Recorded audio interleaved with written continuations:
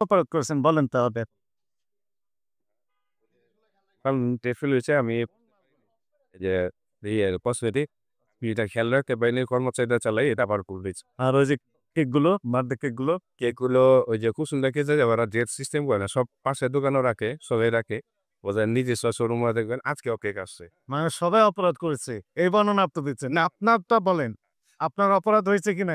কি অপরাধ আপনি করেছেন সেটা বর্ণনা দিবেন। পরে রহিম করিম এক্স ওয়াই জেড অপরাধ করছে। এটা তো আপনাকে বলার জন্য বলে এখন ওদের বলবো যে ভাই আমার কেক ডেট দিয়া দিলে দিবেন নাইলে আমি নিতে পারব। এ ব্যাপারে কি এখন বল যে আমি ৩-৪ বছর আগে এই যে বিভিন্ন সেন্টের মেয়াদ শেষ হয়েছে সেগুলো বিক্রি করতেছেন কেন? আমার পুঁজি শর্ট দেখা রোজি শর্ট এই জন্য মেয়াদ রিটার্ন বিক্রি ভাবে। কোন ধরনের ব্যাট?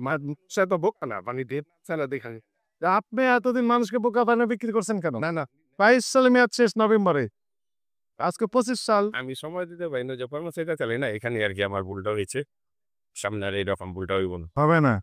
আপনাকে সতর্কতামূলক ভাবে ৳৩০,০০০ জরিমানা আরোপ করা হলো। কথা বললে যা বলবেন সেটা বেড়ে যাবে। তোমার আর কি ক্ষমতা নাই এটা তো একটু যদি কমায় দিতে তাহলে আমাদের জন্য ভালো হইছে। যতদূর কমানোর এতটুকু কমিয়ে দিয়েছি।